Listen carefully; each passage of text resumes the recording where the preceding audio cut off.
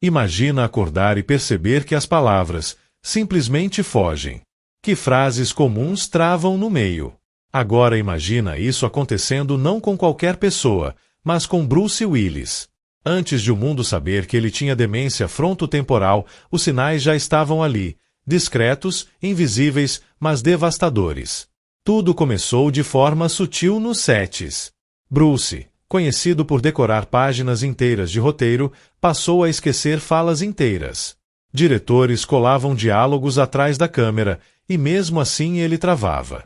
Ele lia uma frase, e 2 minutos depois já não lembrava mais. Longas pausas, troca de palavras, frases curtas. Isso é típico da afasia progressiva primária, uma das formas da DFT, quando o cérebro perde a capacidade de organizar e acessar a linguagem. E por que isso acontece? Porque a DFT destrói lentamente os lobos frontais e temporais, regiões que controlam linguagem, comportamento, impulsos e personalidade. O lobo frontal é o grande freio da nossa cabeça.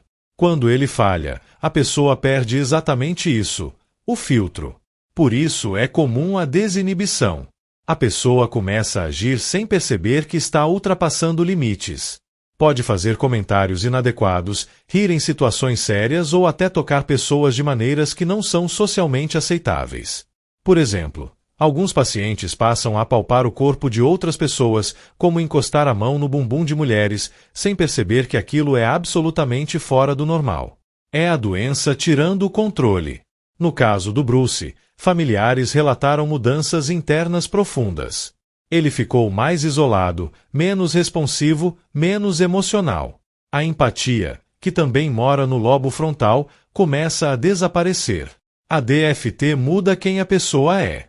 Ela desmonta a personalidade. E muita gente confunde isso com depressão, estresse ou teimosia da idade. Outra marca da doença é a dificuldade com decisões e rotinas. Tarefas simples se tornam embaralhadas. Planejar o dia, lidar com imprevistos, entender regras sociais. A pessoa passa a repetir comportamentos sem perceber. Isso também foi percebido ao redor do Bruce. Respostas confusas, decisões estranhas e cada vez menos participação em eventos públicos, porque falar e reagir ao ambiente já era difícil demais.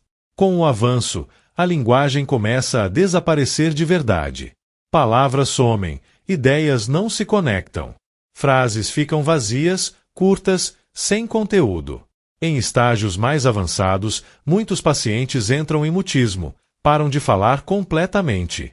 Foi próximo dessa fase que a família anunciou o diagnóstico. Bruce já não conseguia sustentar conversas nem em momentos íntimos. E o mais duro, a DFT não tem cura. Não há remédio que reverta. Não há tratamento que interrompa a progressão.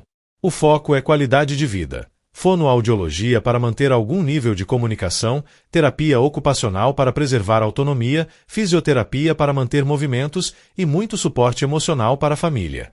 Quais sinais você pode identificar em casa? Se a pessoa começa a perder palavras simples. Se a fala fica lenta, travada. Se frases antes fluidas viram pausas longas. Se há mudanças bruscas de personalidade. Se perde a empatia. Se começa a agir sem noção social, como fazer comentários inadequados ou toques inapropriados. Se toma decisões estranhas. Se repete comportamentos. Se isola. E tudo isso vai piorando progressivamente. Dá para prevenir? Não totalmente. Há forte componente genético. Mas hábitos que fortalecem o cérebro ao longo da vida ajudam. Exercícios regulares, sono de qualidade, controlar pressão e diabetes, evitar álcool em excesso, manter conexões sociais, aprender coisas novas, ler, resolver problemas. Isso cria reserva cognitiva e protege o cérebro contra várias demências. A história do Bruce Willis é triste, mas serve de alerta. Muitos dos primeiros sinais da DFT são ignorados, até que seja tarde demais. Se esse vídeo te ajudou a entender melhor essa doença, deixa o like, compartilha com alguém que precisa ver e se inscreve no canal.